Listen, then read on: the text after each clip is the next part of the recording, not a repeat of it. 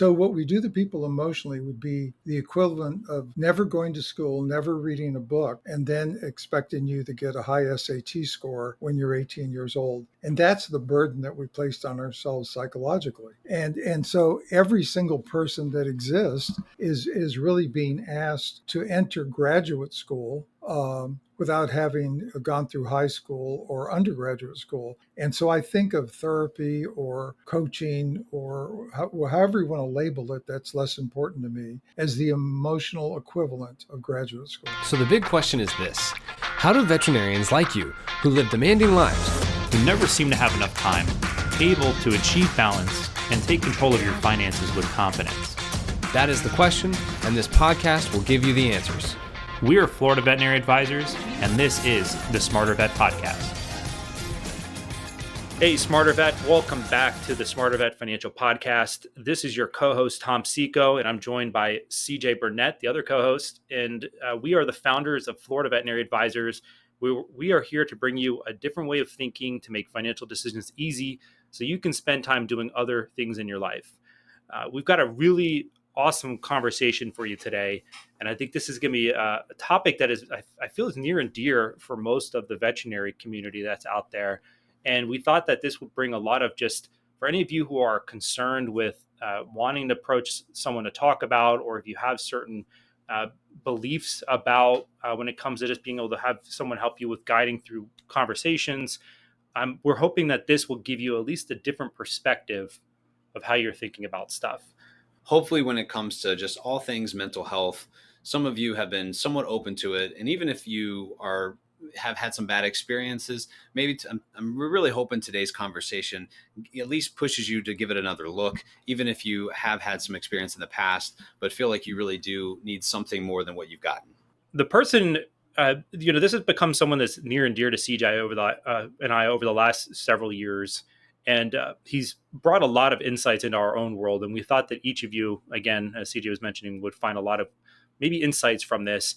And who I want to bring on the show today, his name is Dr. William Anton. He is the founder of CEOeffectiveness.com. He is a licensed psychologist, psychoanalyst. He's published 3 books. And he also has 3 psychological tests that are published and translated in multiple languages.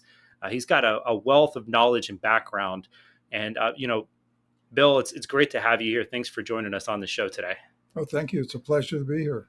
I definitely don't want it to be lost, though, the fact that, Bill, you are the founder of CEO Effectiveness, a company that really specializes with working with high-level executives that are obviously not necessarily, maybe they're stuck in some way, but they're also trying to reach another level. It doesn't even mean to be that they're stuck, but maybe they're just trying to grow. Yeah, well, I think the one thing that one focus of CEO Effectiveness, where we really don't have anybody replicating it, is we try to combine both business knowledge, organizational knowledge, and deep work on the part of the executive. And the underlying assumption is that the more someone knows who they truly are, the more access they have to their talents and abilities, and the more effective they are as leaders, as marriage partners, as friends, as parents, and in various other roles in their life. I will say that over the last couple of years, just even looking at stuff the way that you've mentioned that, Bill, it's very eye-opening. And, over time, I know there's been many conversations been had, and I know there's people that tend to look at therapy from a positive side, and then there's some people that look at going to someone to talk to them, and it's more of like a negative light. And, more or less, like, there's this conversation we've had in the past where there's this whole viewpoint of when it really started becoming a point of conversation where people that would end up going for some kind of therapy, they had something wrong with them. Like that was like, could you talk a little bit on like from the history that you know about it? Yeah, I think, let me just maybe one way of looking at it would be this. We go to school, let's say through high school for 12 years. We take various exams. We take all kinds of coursework. And then we're asked to pass certain exams, let's say college entrance exams and things like that. But what we do at the emotional level is we do literally nothing. There's no coursework for the emotions. There's no focus on the emotions. You sort of define yourself based on the particular environment or family constellation you happen to be growing up in, and you're really defining yourself based on what a child's mind can basically, how they can make sense of things that are occurring that are difficult to assimilate and for which they have no perspective. So what we do to people emotionally would be the equivalent of never going to school, never reading a book, and then expecting you to get a high SAT score when you're 18 years old. And that's the burden that we placed on ourselves psychologically. And so every single person that exists is really being asked to enter graduate school without having gone through high school or undergraduate school. And so I think of therapy or coaching or however you want to label it, that's less important to me, as the emotional equivalent of graduate school.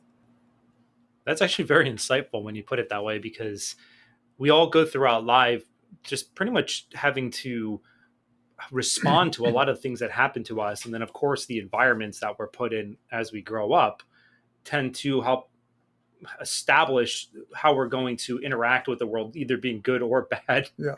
later on. And being, we all become like basically adult kids for the most part, I would Yeah. probably say. Yeah. Yeah. And I'll try and get back to the stigma with the mental health issue.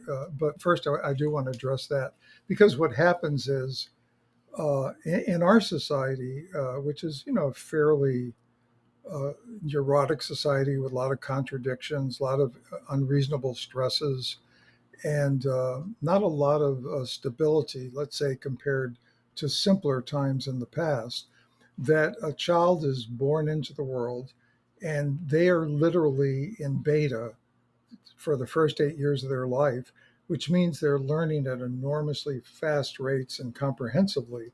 And so whatever they're exposed to becomes their reality.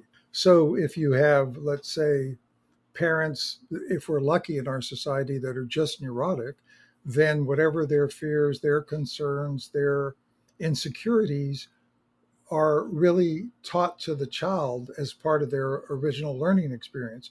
Well, then the child begins to define themselves based on those experiences. It has absolutely nothing to do with the potential of the child, the capability of the child, the resilience of the child. That's the only environment they have access to for the early foundational learning in their life. So they begin to form concepts about themselves, like I'm smart, I'm good at math, I'm bad at math, women aren't good at this, I'm not very lovable, people don't like me, I'm too short, I'm too tall, whatever the insecurities that are transmitted to them. So those beliefs begin to solidify as a core around which all subsequent experience sort of gets sucked into, like almost as if the beliefs are fundamental and they're like gravity. Everything around them gets incorporated into the framework. And over time, we develop habits, like the kid that thinks they're not likable uh, tends to pick associations with people that they think are safer and much less likely to reject them. And so there are a bunch of social habits, emotional habits. The kid that thinks they're not good at math avoids math courses. And so you have all this construction of habits, emotional, behavioral habits centered around this false belief about oneself, which evolves into solidifies into a mental model. And then all of those subsequent experiences validate what we falsely believe at a very early age. So by the time we get to the point where, let's say, our frontal lobes don't kick into the mid 20s, where we're actually able to reflect and to revamp our life, we have 25 years of habits supporting false beliefs, things that we never question, and that those early beliefs that are unchallenged become our destiny until we develop the courage to seek someone from the outside that sees things more objectively, or we actually take a risk on relationships. Like we say, look, I'm going to either succeed as a mathematician or not, but I'm going to enroll in a math course, or we're going to take the chance of asking the person that you want to date out and risk rejection, even though you believe you're unlovable. So there are environmental events that can help, but largely adult life, by virtue of the things I just mentioned, are really a recapitulation of childhood, which means that those fundamental beliefs about ourselves, remember, they're largely false, are are almost like organizing all of our subsequent realities, so that the same structure and function that characterized our life at 8 years of age characterizes our life at 20, at 30, at 40. And unless we're able to do something to change their trajectory, then that becomes our life. And it strikes, because you talk about society, it does appear to me that a lot of the time our society is obsessed with beauty. And so anything that is ugly almost gets shoved away or shoved down. And then if we develop these beliefs that we think that we're bad at math, right, or whatever, that becomes something that's ugly. So it may be something that I'm pushing down. I'm saying, okay, well, I'm bad at math, even though I may not be bad at math. I believe Right. that I'm bad Right. at math. Right. Therefore, my entire life is going to depict around this false belief, and then I might get to, Right. I might even die never knowing that I was actually going to be one of the best mathematicians ever to have existed. Exactly. And an additional burden that a bright kid has is that bright children tend to be faced with a situation where their intellectual development is far ahead of their emotional development. So they can actually see contradictions, or they can see the difference between the way their parents behave and the neighbor's parents that seem to be much more relaxed and comfortable with themselves and their children. But yet they have to make sense of it, and they don't have the emotional maturity not to hold themselves responsible. So if a kid doesn't get their needs met, their first default is that they're not good enough, that they're unloved because they're unlovable, or not that my parents have issues, or they're not able to give love freely, or their own insecurities about their abilities to be parents based on their histories is interfering with meeting my needs. A child doesn't have the emotional capacity to incorporate all of that, though the bright kid can see the contradictions. So the very smartest kid are the most easily damaged, and they're the most clever at postponing uh, a reconciliation of the past, because they can sort of skate by on their intellect. And even though their emotions and their intellect are not integrated, they can sort of simulate a sense of normalcy. In fact, one of the quotes that I love from an old author, Theodore Isaac Rubin, which I think is rather profound, that the greatest damage that human beings do to one another is the daily show of normality. I remember years ago when you first said that, I remember hearing that from you, of the most intelligent children can, effectively, I guess it's kind of like make up for the emotional deficiency there, or rather they're able to develop defenses way stronger than somebody who is maybe not as intellectual. Well, yeah, I mean, not only the strength of their defenses, but their ability to simulate um, behaviors by being aware of nuances. They can get away without having to reconcile the contradictions within themselves and the pain that those contradictions cause in their lives. So, like for bright kids, adolescence sometimes can get prolonged all the way to 30 years of age. I mean, the emotional development. Yeah. Yeah. Something that most people, they go throughout their lives. You got me thinking a lot here as we're talking about this, around people will go throughout their entire lives acting and being in certain ways, and they're almost blind to what they're actually doing. It's my terms. I don't know if Right. you do have a Right. different No, that's terminology for it. that's a good term. Yeah. They are not aware of it, and the impact that it's having either on their own personal way to be their fullest selves. And I like, even on the topic, like I would like to bring up in this subject here, like there's something you've hammered into CJ's in my head over and over and over. I feel like every time we ever talk, it's the whole purpose of life is to go from narcissism to maturity. And there's some people that go throughout this, or I don't know if you can correct me on this, but it's like there are some people that go throughout their entire life and they really never achieve that. And it's like something that Oh, we're always going absolutely, after. absolutely. Maybe even the majority of people. Uh, but yeah, I think there's an alliance.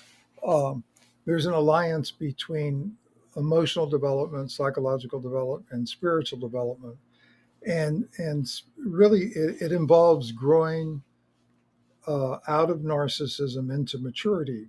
And depending on the circumstances, the original circumstances, and the amount of resiliency that a child has, and the extent to which a child was allowed to have access to their emotions and express them freely in the home, um, that there really is, there's always an opportunity to change course or to alter course. And if you don't, life always kind of presents an opportunity for you. And growing out of narcissism into maturity, because all of us start off narcissistic. I mean, we breathe for ourselves. Our survival instincts are predominant. We also think as children that we're more powerful than we are, so that if our parents are getting a divorce, we think we're the reason why they're getting a divorce and things like that, even though that's a false belief. And you can see as an adult, obviously the child really wasn't causing that. Would you say that the narcissism part of it, like, because is it just like an instilled thing as being a human being that we all are narcissistic, or is it more of something from our? No, I think we start off Well, isn't that narcissistically because we don't really have a perspective. Like we don't have a framework, we don't have a history. We can't compare our development to anyone else's development because we're sort of, particularly in the family structures we have in this country, like, that's reality. So that a parent can affect your amygdala for life. Let's say a parent that's terrified of danger and always focused on danger is constantly getting you to be in alarm mode, anytime there's a hint. And again, a bright kid's going to be, hyper vigilant, aware? looking for opportunities of getting hurt. Yeah. And so they're constantly, filling their bloodstream with cortisol. They're ready for battle. And so then that becomes an emotional habit. And often it gets commingled with other things so that we can be totally unaware of it. Like you can talk to someone that you say, how's life going? Oh, it couldn't be better. I'd have to pinch myself if it was better. Well, often that person psychologically could be enduring much more, not even being aware of it, than the person that says, well, it's really a tough period right now, but I've been through tough periods before, and I think I'm going to work my way through this one. That to me is a little bit uh, of a more realistic response, or I would say the latter person has more potential for growth and change because at least they're acknowledging that they're not aware of everything that there is to be aware of, Yeah. which to me is just another way of being terrified. Like, I know everything I need to know, and I know exactly what I'm doing, and often you hear people that think like that, and it's not a good sign. uh, How often do you see there are people that their history has been so, there's so much compounded that's been in there that it takes them either a lot more effort to unpack it, or it just like they never really seem to have like a turning point? Are there people you've had conversations or experiences with before like that? yeah, it's really hard because, on the surface, you would say the more severe the development, the more damage that's done.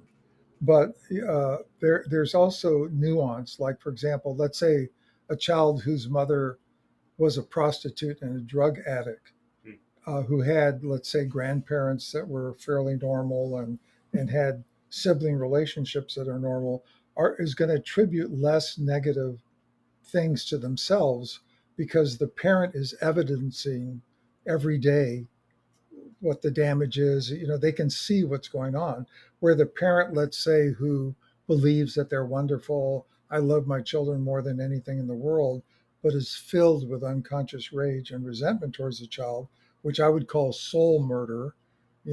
Is this child with a loving, devoted parent is ending up much more damage than the child whose parent is a prostitute and a drug addict, because the way it got incorporated by the child is, my mother's good, she does everything in the world for me, yet I want to kill her.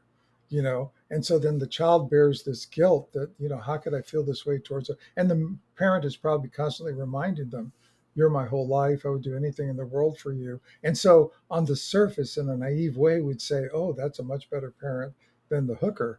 But maybe in terms of, maybe it is a better parent on one continuum, but on another, if you're trying to assess the extent to which a child is damaged, it's much more complicated.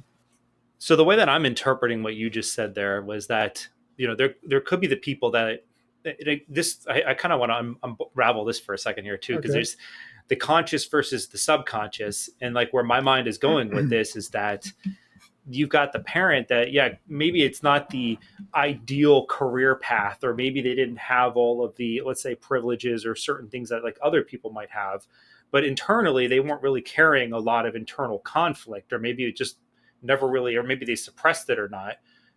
And then the other person, and the other person though, they have so much that it's like on the surface, they seem nice and everything's good, but then on the internal side, there's like tics and actions and things that they do that cause their children to develop in a certain way. Well, I see it more like there's the parent that's the wolf in sheep's clothing, and then there's the parent that's the wolf, right? And then the child looks at the wolf and goes, okay, clearly it's not a problem with me. Whereas the child looks at the sheep and goes, oh, the problem must be me. But it's essentially the same parent. Yeah. If I'm, Yeah.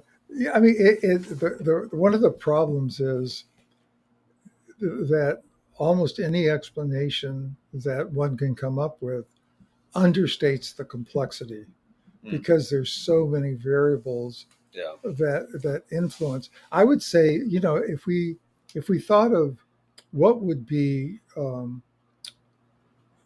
there's the concept of the good enough parent. And the reason the three of us are having this conversation is that we all had good enough parents. They may not have been perfect parents, but they were good enough so that we could, pursue a profession, be involved in committed relationships, be able to give birth to children and raise them reasonably well. So those are the byproducts of having good enough parents. I think that, so that being said, most people out in the world functioning had good enough parents. The question is, do they want more out of their life than that? And a somewhat idealized parent would be somebody that says, um, I just had a child. I want to discover from that child who they are, what they're energized by, and what they love, rather than to have a prescription for that child. If my son wants to become an artist and I want him to be a business tycoon, am I going to force him into business school, or am I going to celebrate his desire to be an artist? The wise parent is sort of as a witness to the unfolding of their child, and a support and a cheerleader for the unfolding of the child. That gives the child a sense of personal efficacy. They're willing to take risks. They're not afraid of rejection because who they truly are is being celebrated. But it's also asking a lot from a parent that's being influenced by other parents saying, like, where's Johnny going to school? Did he get into this school? And you have all of this stuff. And so, but ultimately the parent that knows themselves as they truly are, that can afford to be less defensive and doesn't have to justify their existence or be better than someone else, or isn't constantly judging and measuring, is really in a good position to raise a healthy child, or a relatively healthy child. Because being too healthy may be maladaptive in this society because you have to deal with all kinds of neurotic things that are thrown at you.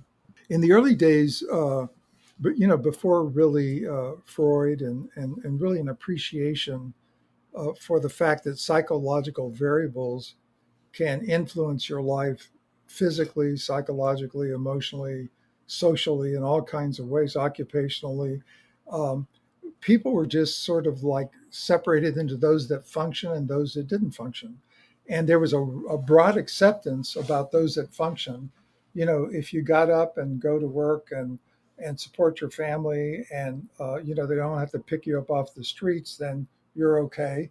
And then if you couldn't function, then which let's say someone that was psychotic or had severe neural emotional disorders or whatever, then you needed custodial care. So in that context, the people that couldn't function, were either institutionalized or medicated or treated by psychiatry, primarily through medication management, because there was no such thing as therapy, or there was no realization that the brain was plastic and flexible throughout life, and that you could alter the course of someone's life, even severely disturbed people. So you sort of segmented people into those that are uh, mentally ill and those that aren't. But the category of those that aren't mentally ill subsumes the category of people that are involved in psychotherapy or coaching or treatment, that are wise enough and secure enough to seek independent advice, to consult with someone with a different history, a different perspective, objective wise, on their conflicts, that can actually lend them something to help them catapult themselves out of the position they find themselves in. So what happens today is that those people seeking the kinds of treatment that somebody in my profession, or like CEO effectiveness, or the kind of work that I do, coaching with high functioning CEOs, you're really dealing with the cream of the crop and helping them to cope with nuances about gaining greater access to their potential, becoming better leaders, becoming more effective at different things. So it's a totally different thing than the old bifurcation between healthy and unhealthy people. And I've told this story, I think, to both of you, that when my mother-in-law came to my office once, years ago, when I was a young therapist, she said to me, Bill, are you not afraid to be in a building with all these disturbed people? And I said, well, in a loving way, I said to her, probably I don't have any member of my caseload that isn't higher functioning than you. And she's a fairly highly functioning person. She was a very pleasant, healthy, enjoyable person. She was a school teacher in her early young life. And so it wasn't like I was casting aspersion on her. I was just letting her know that the kind of people that I see are really, and are different than, let's say, the kind of people that lawyers see, or a physician see. They really see the general population. They see the people you see when you go to Disney World, which is a lot different than the people I see are really a subgroup with high potential, high capability, et cetera. So Something I just wanted to echo on here that you'd mentioned, because like previously the thought process was that in order to treat the problems that people have, or the perceived problems they have, was through medication management. And the whole shift has changed over the years to where it's the mind, like our mind can actually change, even though like there's been that belief for the longest time that like once you hit a certain age your brain can't change. And like I feel like I'm a personal the word's not coming, testimony, there you go, of over a couple of years of how much changes, and even it doesn't matter what age you are. So it's really fascinating. right. If you want to know a good example of the power of the mind over even insults to the body, is Warren Buffett. Warren Buffett drinks 5 Cokes a day, not Diet Cokes, but Cokes. He eats McDonald's every day.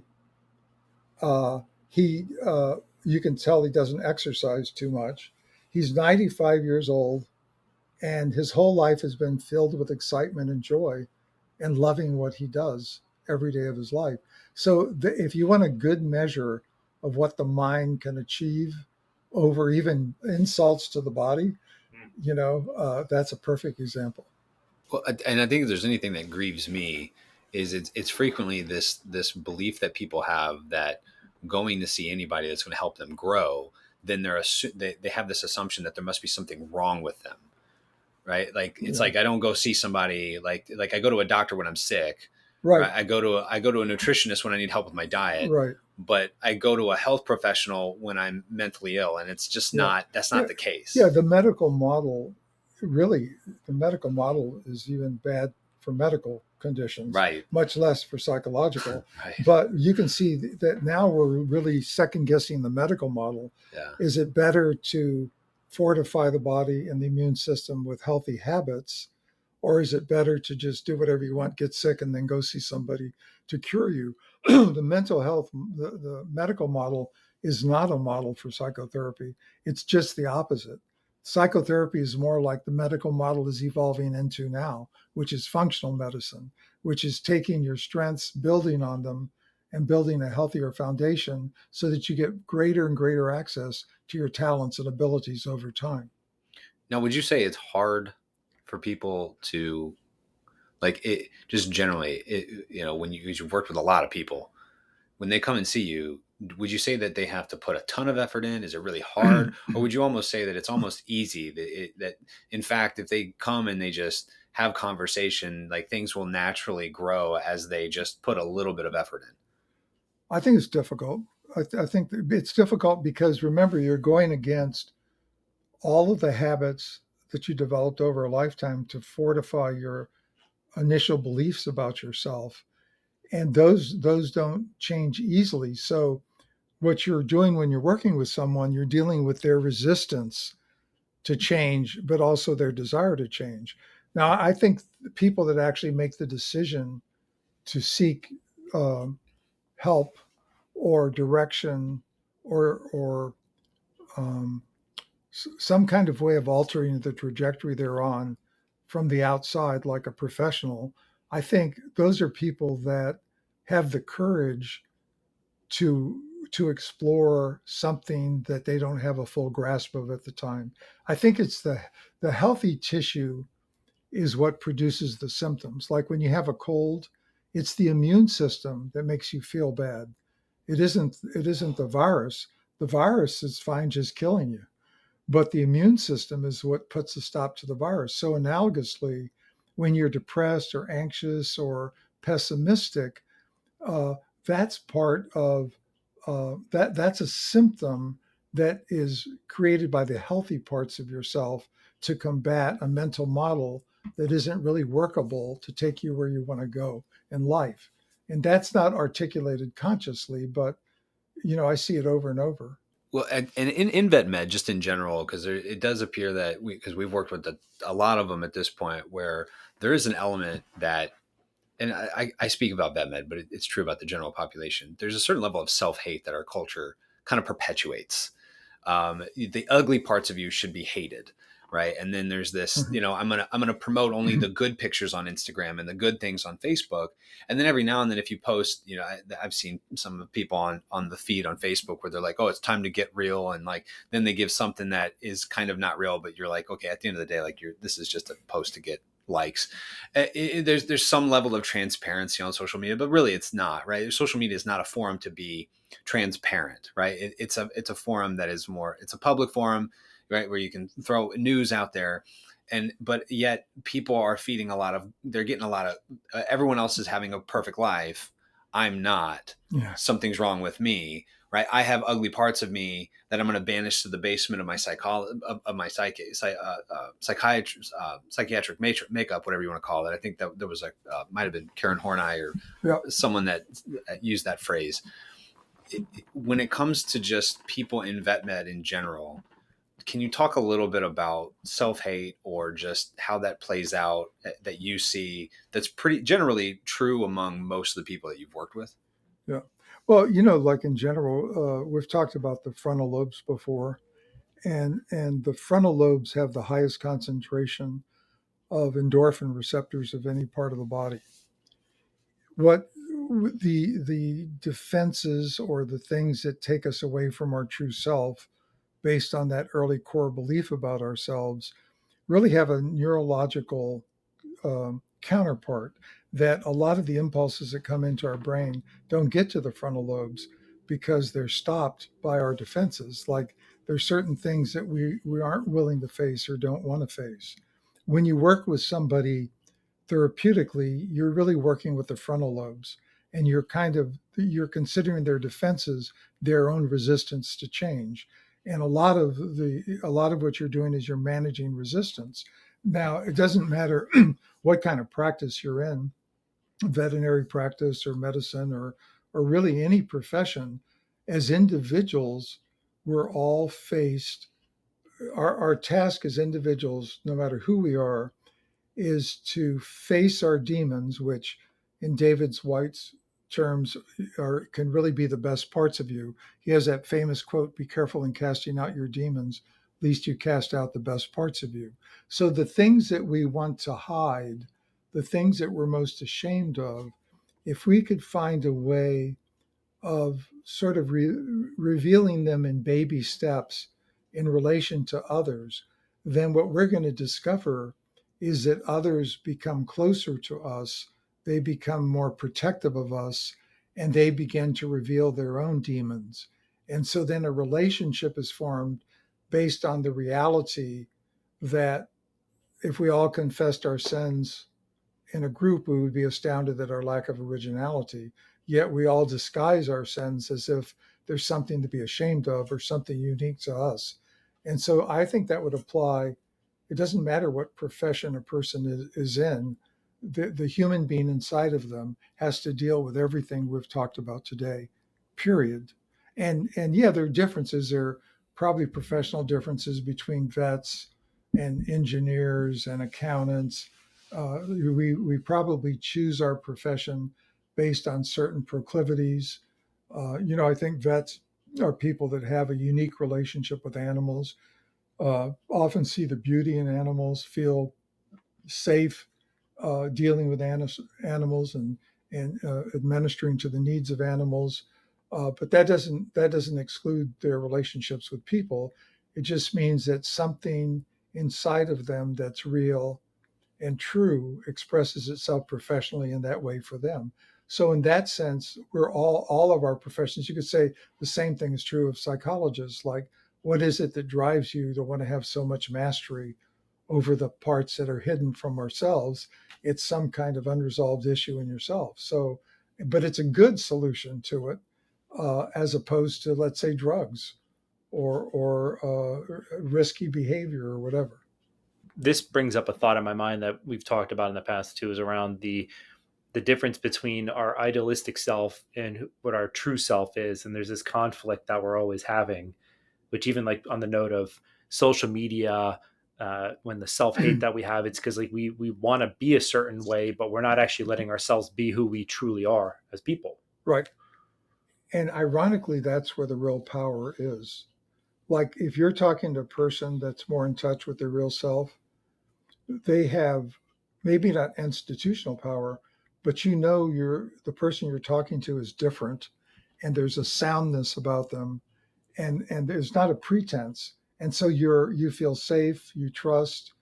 Um, so they have a lot of power, but they would never be able to misuse it, because as soon as they attempted to misuse it, they would lose their power. Mm. So true. So, Bill, just because I love coming and working with you. I love the company, the CEO effectiveness, the idea, the model. Could you just tell the people that are listening about your company and about how they might be able to find you and be able to maybe utilize your services? Okay. Yeah. Well, actually, the reason I started or founded ceoeffectiveness.com is that I really couldn't accept any additional clients. There was only one of me. And yet I realized that there was a tremendous need out there, and that the need was really not being met proportionate to the demands that need placed on the therapeutic community. And so what we did with CEO effectiveness is we came up with a number of strategies. One, we came up with a whole continuum from, let's say, baby steps towards self-realization or beginning to learn about what's possible for the self and for one's life, all the way to coaching or actually working with companies. And so there's a whole range of services, from, let's say, reading the book like Ascend, which was a book that I wrote, which is sort of like a self-help book that really consolidates, let's say, the last 10 years of my career into something I would want someone to read if they were going to seek no help or do nothing. And then if they read that and found some value in it, then I think the next step would be to look at different things on the website, ceoeffectiveness.com, and see what might be just a little bit of a stretch beyond their comfort range, but wouldn't really be so uncomfortable that they would postpone it or not do it. And just kind of make sure you're always moving in the direction of doing the harder thing. And that, as you know, it applies to physical exercise, it applies to learning, that just because you can't grasp something doesn't mean that you won't grasp it tomorrow, because the brain is constantly changing, is constantly growing, is constantly reorganizing itself. And you have to just never really let anything stop you. Even if you have to slow the rate of growth, just make sure that you're taking action, and that action is associated with at least some degree of difficulty. It's harder than not doing it, because then you know that the body doesn't really want to do it. And believe me, the brain is lazy, even though it's quite capable of change. If given all things equal, it would prefer not to change, even if it means losing the best parts of yourself and living a truncation of the kind of life that could be available to you. Wow, Bill, every time we talk, it's even if I hear the same thing over and over, I'm still inspired and motivated every time. So we really do appreciate you taking time out of your schedule to talk with us. And I'll make sure that we include, for anyone who wants to get in touch or go to CEO Effectiveness, we'll provide that in the show notes. And also we'll link out to Bill's book, which I know it was Send. Which then if you want to look at it yourself and you're just trying to take some time to learn a little bit more on your own, you're trying to, just do some self-discovery, it's always a great place to start. But Bill, thanks again for joining us here. You're welcome. It's a pleasure. And I think that you both are great examples of what we're talking about and how to live one's best life. If you've loved this show and you enjoy our podcast, please take a moment to rate and review us on Spotify or Apple, whichever platform you listen to. And if you've enjoyed this particular episode, share it with a friend or three and let them experience the same great conversation that you've had here today. This is Tom Seeko. And I'm CJ Burnett. Wishing you a lifetime of financial success. Don't forget to visit our website and sign up for our newsletter. By subscribing, you'll be the first to know about upcoming race-approved CE webinars, podcast releases, short presentations, and articles that we publish. Make sure to like us on Facebook, follow us on LinkedIn, and subscribe to our YouTube channel.